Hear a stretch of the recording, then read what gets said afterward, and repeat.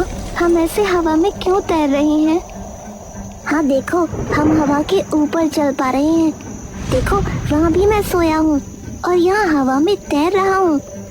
थोड़ी देर पहले मुझे बहुत ठंड लग रही थी, लेकिन अब ठंड नहीं लग रही। ये सब कैसे हुआ माँ? क्योंकि अब हम एक दूसरे संसार के वासी बन गए हैं। अब हमें ना ठंड लगेगी, ना भूख लगेगी, और ना कोई हमें कुछ कह पाएगा। हम जो चाहे वो कर सकते हैं। सच में हम जो चाहे वो कर सकते हैं? हाँ, हम सब कुछ कर सकते हैं। तो अब हम क्या करेंगे माँ? बदला लेंगे। बदला लेने के लिए हम इस जगत में आए हैं। इस जगत की शक्ति से ही हम उन्हें सजा देंगे जिन्होंने हमें कष्ट दिया है। चलो, हम उस वैद्य के घर चलेंगे। वो एक लालची वैद्य है। उसे जीने का कोई अधिकार नहीं। उसी की वजह से मैंने एक एक करके सब कुछ खो दिया। इसलिए सबसे पहले मैं उसे सजा दूंगी। ठीक है माँ, चलो, हम और जरा भी देर नहीं करना चाहते। वैद्य के घर पर चारों ओर घना कोहरा है। अरे ये क्या हो रहा है, समझ नहीं आ रहा। अभी तक तो सब ठीक था, अचानक चारों तरफ इतना कोहरा कहाँ से आ गया? ऐसा लग रहा है जैसे मैं इस कोहरे में खो ही जाऊंगा। हाँ, खो तो जाएगा। तुझे खोने के लिए ही हम वापस आए हैं। वहाँ खड़ा होकर कौन बातें कर रहा है? कौन बातें कर रहा है? हिम्मत है तो सामने आ, सामने आ।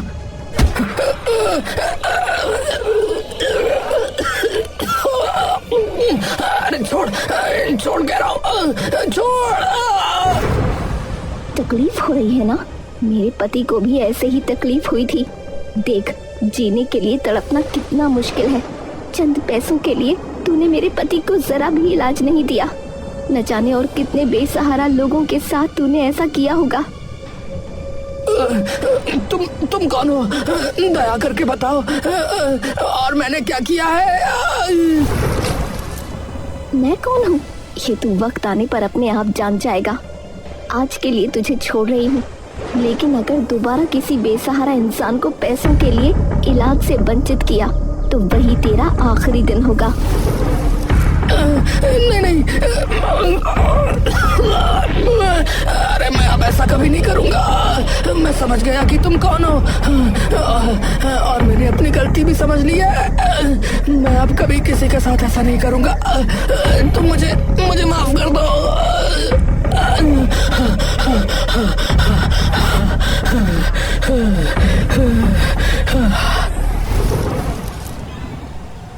तुझे छोड़ दिया, पर मेरी बातें याद रखना, नहीं तो बाद में बहुत पछताना पड़ेगा तुझे। उस मुखिया की वजह से आज मेरा ये हाल हुआ। नीली नयन, चलो अब उस मुखिया के पास चलेंगे। माँ, तुमने उसे मारा क्यों नहीं? क्यों छोड़ दिया? उसे मार देती तो गांव के बाकी लोगों पर मुसीबत आ जाती, इसलिए उसे बिल्कुल नहीं मारा। पर अगर उसने दोबारा किसी बेसहारा के साथ ऐसा किया तो वो बच नहीं पाएगा। चलो अब।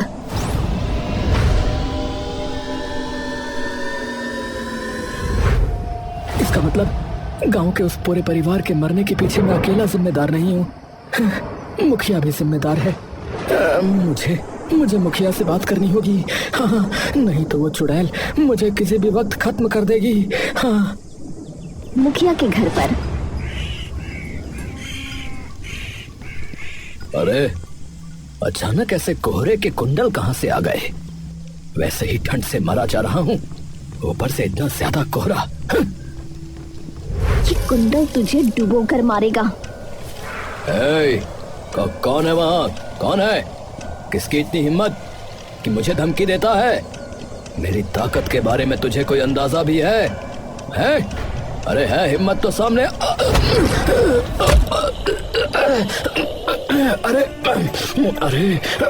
अरे फिर छोड़, गला छोड़। जब तक तेरी सांस नहीं रुक जाती, गला नहीं छोड़ूंगी। अरे कौन है तू? और ऐसा क्यों कर रही है? अब मुझे पहचान नहीं पा रहा? चंद पैसों के लिए तू मेरा घर तोड़ कर ले आया था। हम में से कोई भी नहीं बच पाया। तुझे भी मैं जीने नहीं दूंगी।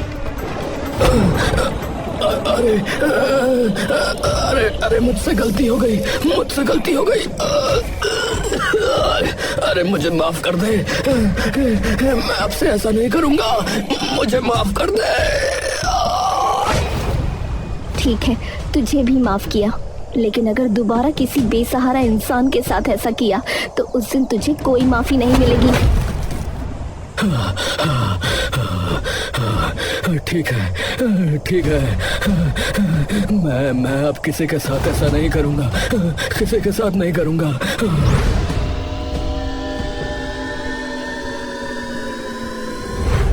माँ, अब हम क्या करेंगे? कहाँ रहेंगे हम? क्यों, हमारे घर पर रहेंगे। तुम्हारे पिता का घर है, हम वहीं रहेंगे। ठीक है माँ, चलो हम अपने घर के बड़े पेड़ पर रहेंगे।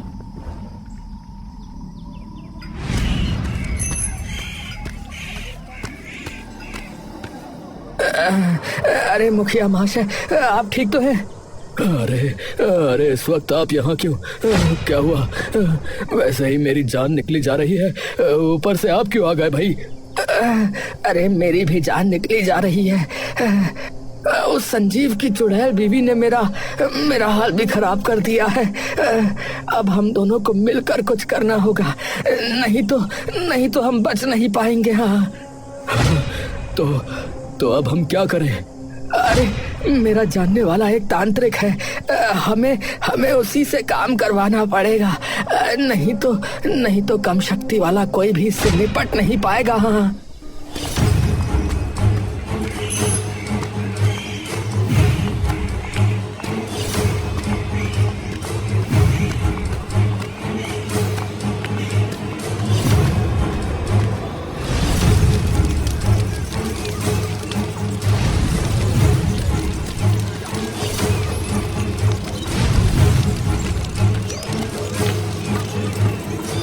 बोलो, क्यों आए हो तुम मेरे पास?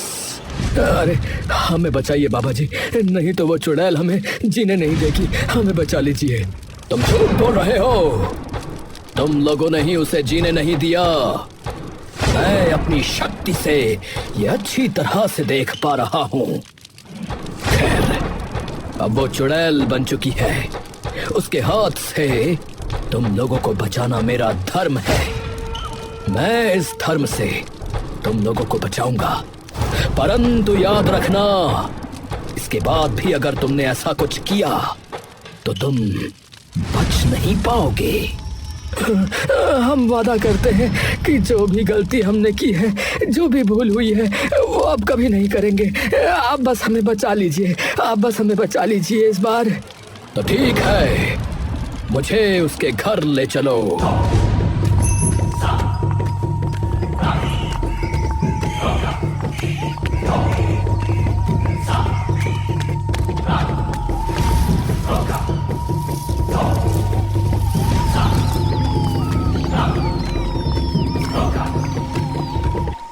माँ, वो देखो, वो दोनों शैतान किसी को साथ लेकर इधर आ रहे हैं। आने दो, जिसे साथ लेकर आए वो मेरी पकड़ से नहीं बच पाएंगे। सुनो आत्माओं, मैं एक महाशक्तिशाली और भोलेनाथ का भक्त तांत्रिक हूँ, पर फिर भी मैं तुम्हारे सामने नहीं आना चाहता। आशा है तुम भी नहीं चाहोगी, इसीलिए कह रहा हूँ कि इस गांव से चली जाओ। ये तो मैं हूँ तुम्हारे सामने, मैं तुम्हारे सामने आना चाहती हूँ। मैं उन 4 चुड़ैलों की तरह नहीं हूँ कि तुम्हारी बातों से डर जाऊंगी। मेरी तुमसे कोई दुश्मनी नहीं है, इसलिए मैं चाहती हूँ कि तुम चले जाओ, इन शैतानों का साथ मत दो। इसका मतलब तुम मेरी बात नहीं सुनोगी, तो तुम्हें फिर मेरी शक्ति का सामना करना पड़ेगा। ठीक है, मैं देखती हूँ तुम्हारी कितनी शक्ति है। छोड़ दो, हमें छोड़ दो। माँ, मुझे बहुत तकलीफ हो रही है। ये आग, ये मेरा शरीर जला रही है। मुझे भी बहुत तकलीफ हो रही है माँ, मैं और सहन नहीं कर सकता। मेरे बच्चों को तकलीफ मत दो, उन्होंने बहुत तकलीफ पाई है, और तकलीफ मत दो। ठीक है, मैं नहीं दूंगा, परंतु तुम लोगों को ये गांव छोड़कर जाना होगा। ठीक है, वही करेंगे, बस हमें और कोई नुकसान मत पहुंचाना।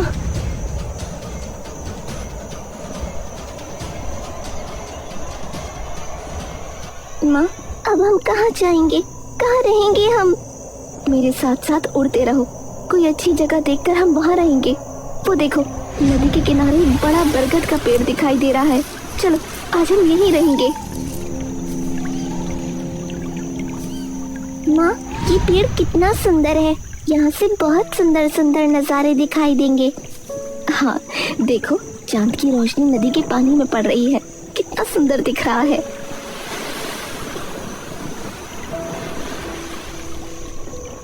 आज अगर तुम्हारे पापा भी हमारे साथ होते तो कितना अच्छा होता। और मन खराब मत करो माँ, नदी का सुंदर नज़ारा देखो।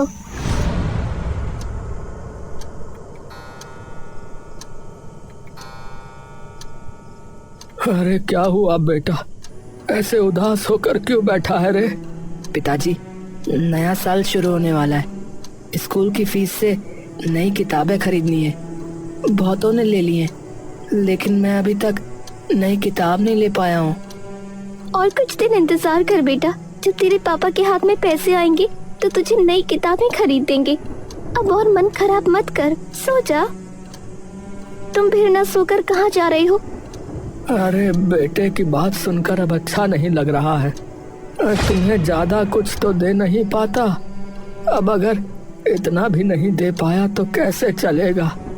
इसलिए नदी में मछली पकड़ने जा रहा हूँ। पूरी रात मछली पकड़ूंगा, सुबह बेचकर किताबें खरीदने के पैसे दूंगा।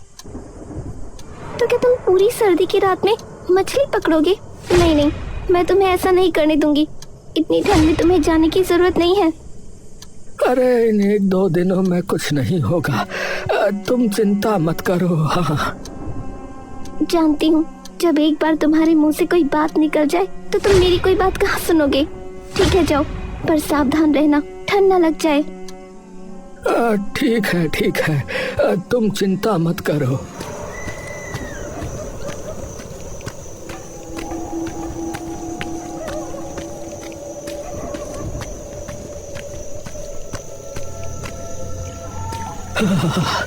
अरे भाई वाह वाह, कितना सुंदर चांद निकला है।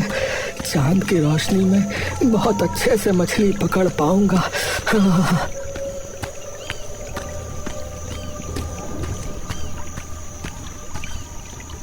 माँ देखो, इस रात में कोई नदी में मछली पकड़ने आया है।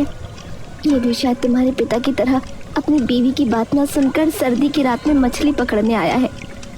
कोई भी बीवी अपने पति को ठंड में काम पर नहीं भेजेगी। जो कष्ट मैंने भोगा है, इस आदमी की बीवी को वो कष्ट नहीं सहने दूंगी। जाकर इसे डराकर यहाँ से भगा दूंगी।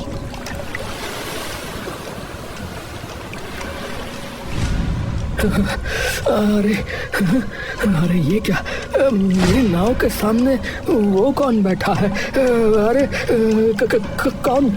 आप कौन है? मैं कौन हूँ ये जान लेगा तो तू बच नहीं पाएगा। भलाई इसी में है कि यहाँ से चला जा, नहीं तो तुझे अभी के अभी नदी के ठंडे पानी में डुबो कर मार डालूंगी। अरे देखो, तुम कौन हो वो तो मैं नहीं जानता, लेकिन तुम औरत हो, इसलिए तुम मेरी बहन हो। दया करके मुझे कोई नुकसान मत पहुंचाओ।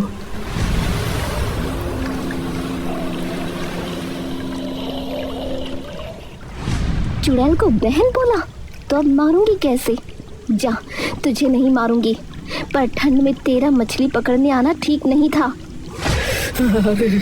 अरे नहीं आता तो क्या करता, मेरा एक ही बेटा है, लेकिन मैं उसे नए साल में नई किताब तक नहीं खरीद के दे पा रहा। इसीलिए इतनी ठंड में मछली पकड़ने आया हूँ यहाँ। ठीक है, तूने मुझे बहन बनाया है, इसलिए तुझे अब कोई तकलीफ नहीं करनी पड़ेगी। नाव का जाल यहीं रखकर घर जा, सुबह आकर मछली ले जाना। हर रात आकर नाव का जाल यहीं रख जाना। ठीक है।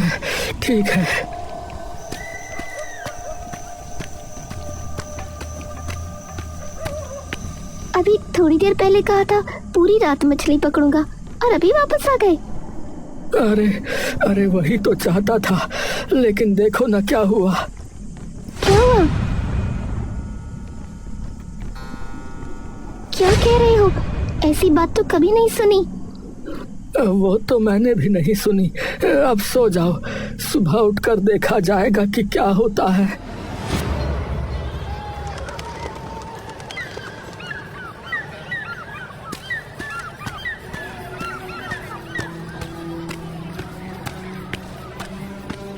सुबह उठकर जाकर नदी किनारे देखता है। अरे सच में, अरे अरे कितनी मछलियाँ! अरे इन मछलियों को बेचकर तो मुझे बहुत पैसे मिलेंगे। हाँ।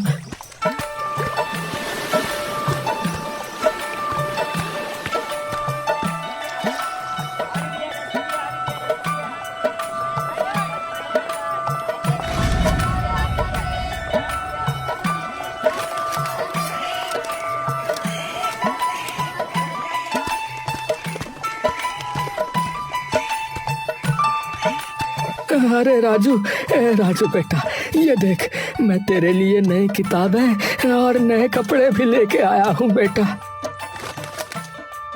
अरे वाह पिताजी, अरे वाह, मैं तो बहुत खुश हूँ आज। अरे भगवान, ये देखो कितना सारा राशन लेकर आया हूँ, और ये पैसे भी रखो। बहुत सारी मछलियाँ बेची है मैंने आज। हाँ, ऊपर वाले ने हम पर रहमत बरसाई है। इसी तरह रोज रमन रात को जाल और नाव रखाता और अगली सुबह आकर मछली ले जाता। अरे क्या हुआ? आज नाव में कोई मछली क्यों नहीं है? चुड़ैल बहन को क्या हो गया?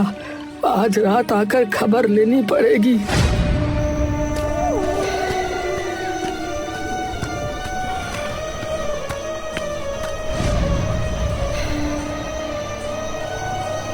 अरे चुड़ैल बहन, कहाँ हो? दर्शन दो। मैं एक मुसीबत में हूँ। मुसीबत में? मुझे बताओ। तालुकदार महाशय ने ये पेड़ लकड़हारे को बेच दिया है। कल लकड़हारा आकर पेड़ को काट कर ले जाएगा। तब मैं अपने बच्चों को लेकर कहाँ जाऊंगी? मेरे पास जाने की और कोई जगह नहीं है। मैं अब और कष्ट नहीं सह सकती। अरे तुम लोगों का ये हाल कैसे हुआ? मुझे थोड़ा बताओगी? ममता आत्मा अपने जीवन की घटना सुनाती है। मेरे 2 बच्चे और मेरे पति के साथ हमारी एक गरीबी की गृहस्थी थी। ऐसे और कितना सहोगे? तुम्हें इस तरह तकलीफ से कांपते हुए देखकर मुझे अब अच्छा नहीं लग रहा। मैं अब कोई बात नहीं सुनूंगी। मैं आज वैद्य महाशय के पास जाऊंगी ही। सर्दी आने के बाद से बिस्तर पर पड़ा हूँ। ये ठंड अब मुझे नहीं छोड़ती। इस तंगी वाले संसार में मेरे लिए और एक पैसा भी तुम बर्बाद मत करो।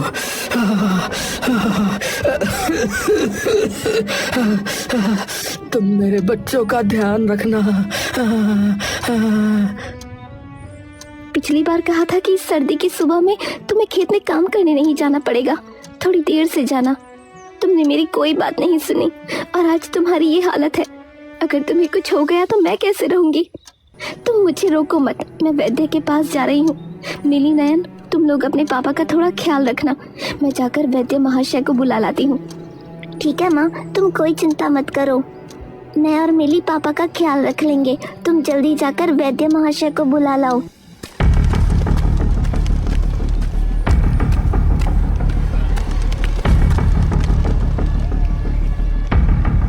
वैद्य महाशय, जरा दरवाजा खोलिए। अरे सर्दी की सुबह में फिर कौन आ गया? अच्छा नहीं लगता। वैद्य होकर भी जैसे मेरे गले में फांसी पड़ गई है। जिसका जब मन करता है तब चला आता है। आ रहा हूँ बेटा, आ रहा हूँ, रुको। अरे मेरा दरवाजा तोड़ मत देना भाई। हैं?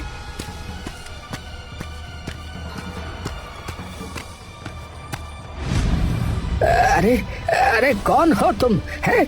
इस कोहरे के अंदर जब सुबह के परिंदे भी घोंसलों से बाहर नहीं निकले, तुम आकर हाजिर हो गई। मैं दीपक की पत्नी हूँ। मेरे पति बहुत बीमार हैं।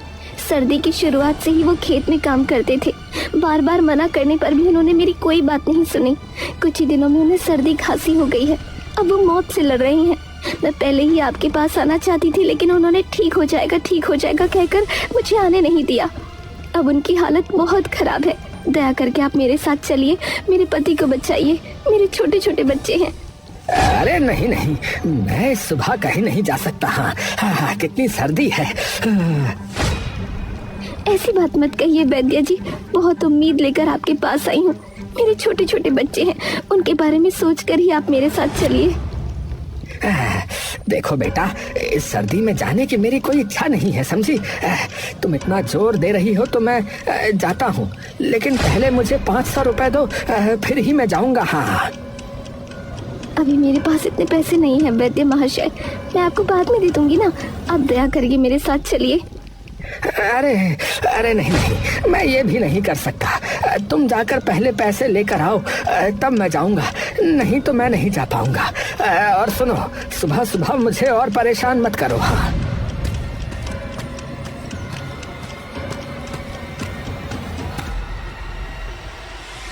अब मैं क्या करूं, कहाँ जाऊं?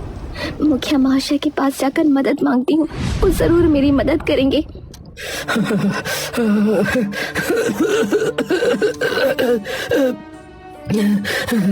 अरे मिली, अरे नयन, मैंने तुम्हारी माँ को कितना कहा था कि वो न जाए। वो अब आ क्यों नहीं रही? मेरी जिंदगी अब नहीं चल रही है।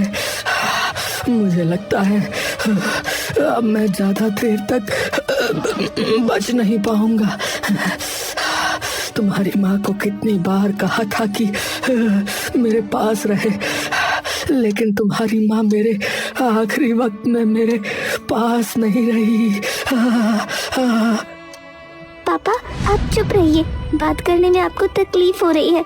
इस तरह बात करेंगे तो आपको और तकलीफ होगी। माँ अभी आ जाएंगी, आप चिंता मत कीजिए। तुम्हारी माँ आकर अब मुझे नहीं पाएगी। तुम्हारी माँ से कहना कि मुझे उस बात के लिए माफ कर दे।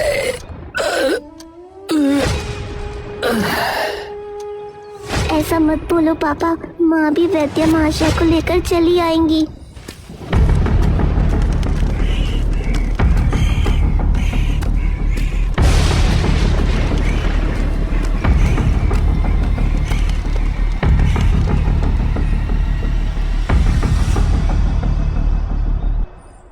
मुखिया महाशय, थोड़ी दया कीजिए मुझ पर, मैं बहुत बेसहारा होकर आपके पास आई हूँ। मेरे पति बहुत बीमार हैं, उन्हें मुझे वैद्य को दिखाना है, पैसों की बहुत जरूरत है। अरे, इस सर्दी की सुबह में ऐसी फरमाइशें लेकर आती हो तुम, हैं? ठीक है, पैसे दे दूंगा, लेकिन समय पर ब्याज के साथ वापस करने होंगे, समझी? ठीक है महाशय, आप जो कह रही हैं वही होगा, लेकिन अभी मुझे पैसे दे दीजिए। ये लो पैसे।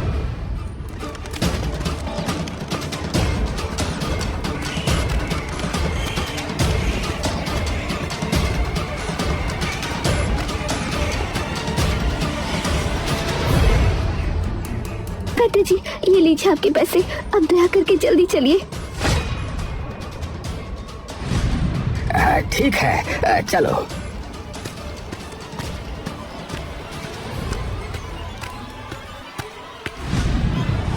तुम लोग इस तरह क्यों रो रहे हो? क्या हुआ? तुम्हारे पापा कुछ बोल क्यों नहीं रहे? कहाँ है? मुझे एक बार देखने दो। लगता है तुम लोगों ने बहुत देर कर दी है। ये अब जीवित नहीं है। ये क्या सर्वनाश हो गया मेरा, इस तरह हमें छोड़कर चले गए तुम। कितनी बार कहा था इस सर्दी में रोज इस तरह काम पर मत जाया करो, तुमने मेरी कोई बात नहीं सुनी, और अब तुम हमें छोड़कर इस तरह चले गए। अरे जल्दी से यहाँ से निकलना होगा, नहीं तो लोग आ गए तो मुझसे पैसे वापस ले लेंगे। हैं वैद्य चुपचाप वहाँ से खिसक लेता है।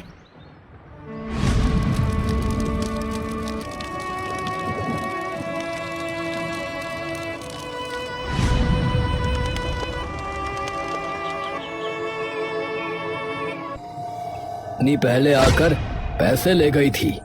पैसे लौटाने की तारीख तो कब की गुजर चुकी है, लेकिन पैसे लौटाने का कोई नाम नहीं है। पति मर गया है, इसलिए मैंने भी कुछ नहीं कहा। तो क्या इसका मतलब ये है कि वो इतने दिनों तक रखेगी मेरे पैसे? इतनी हिम्मत कहाँ से आई?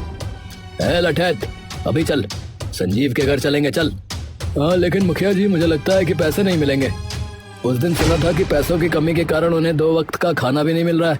अरे ये देखने की जिम्मेदारी मेरी नहीं है, मैं अपना बकाया लेकर आऊंगा। चल मेरे साथ।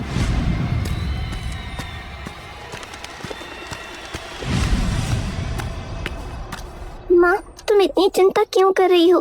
कब से चुपचाप बैठी हो, कुछ बोल ही नहीं रही हो। जो कुछ था उसी से इतने दिन गुजारा चलाया, लेकिन अब क्या करूं? कुछ समझ नहीं आ रहा। तुम दोनों भाई बहन छोटे हो, कितने दिन बिना खाए इस कष्ट को सहोगे? मैं क्या करूं? कुछ समझ में नहीं आ रहा। चिंता मत करो माँ, कोई ना कोई इंतजाम जरूर हो जाएगा और मैं भी कोई काम करने की कोशिश करूंगा। तुम इतने छोटे हो। छोटा हूँ तो क्या हुआ, देखना मैं बड़ा होकर तुम्हें कोई तकलीफ नहीं होने दूंगा।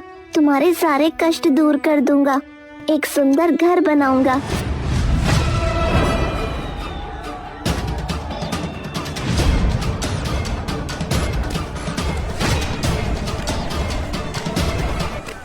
मुखिया महाशय, आप मेरे घर पर। अरे मैं आया तो तुम्हें खुशी नहीं हुई क्या? क्या सोचा था कि मुझसे पैसे लेकर लौटाओगी नहीं और मैं भूल जाऊंगा? इतना आसान नहीं है, मैं अपने पैसों को कभी नहीं भूलता, समझी? नहीं मुखिया महाशय, ऐसी कोई बात नहीं है।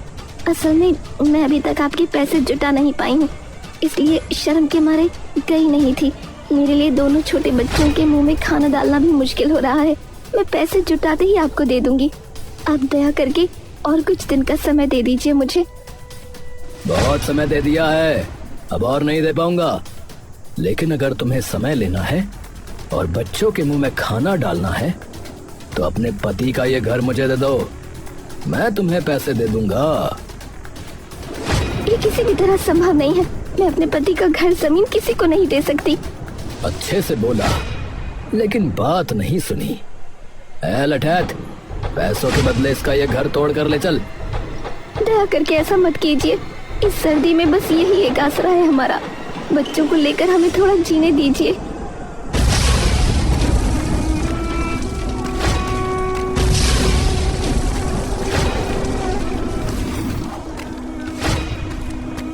माँ, अब हमारा क्या होगा? हम कहाँ रहेंगे?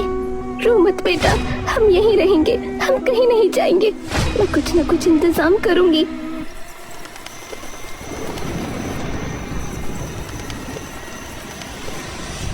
माँ, आज कितने दिन हो गए हम इस ठंड में दिन रात गुजार रहे हैं। तुम तो कोई इंतजाम नहीं कर पाई। इस ठंड में दिन रात रहने से हम सबको भी पापा की तरह ठंड लग गई है। तुम तो सबसे ज्यादा बीमार हो गई हो माँ। मुझे माफ कर देना, मैं तुम लोगों के लिए कुछ नहीं कर पाई। शायद हम भी तुम्हारे पापा के पास चले जाएंगे।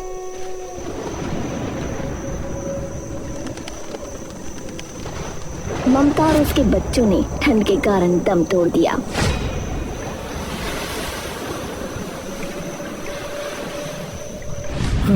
मैं सब इंतजाम करूंगा तुम लोगों के लिए। कोई चिंता मत करो तुम लोग, मैं आता हूँ।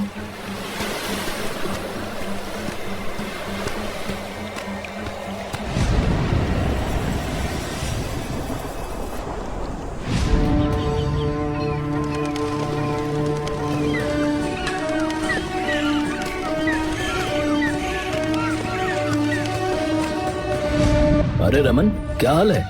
कल ही तुम्हारी बात कर रहा था। तालुकदार महाशय, मुझे आपसे कुछ बात करनी थी। हाँ बोलो, क्या कहना है, बोलो। आपने जो पेड़ बेचा है, उस पेड़ पर एक बेसहारा चुड़ैल और उसके बच्चे रहते हैं। वो पेड़ किसी भी तरह से काटा नहीं जाएगा। उस पेड़ के पैसे लौटा दीजिए आप। अरे लेकिन मैंने एक जरूरत के लिए वो पेड़ बेचा था, वो पैसा भी मेरा खर्च हो चुका है अब तो। अरे तो ठीक है, ये मुझसे ले लीजिए पैसे।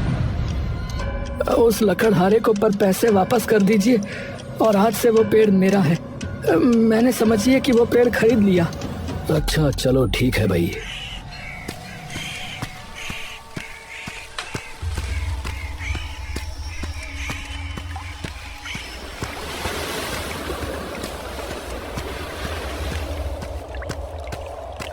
बहन, मैंने वो पेड़ खरीद लिया है। तुम अब निश्चिंत होकर उस पेड़ पर रह सकती हो, ठीक है? तुमने मेरे भाई का काम किया है, मेरे मन को शांति मिली है, मेरे जीवन से अब मुक्ति पाने की इच्छा हुई है। मैंने उसका भी इंतजाम कर लिया है। तुम लोगों की आत्मा की शांति के लिए पूरा क्रियाक्रम का कार्यक्रम कल ही होगा। तुम्हारी आत्मा जो है वो शांति पाएगी और तुम सब मुक्त हो जाओगे।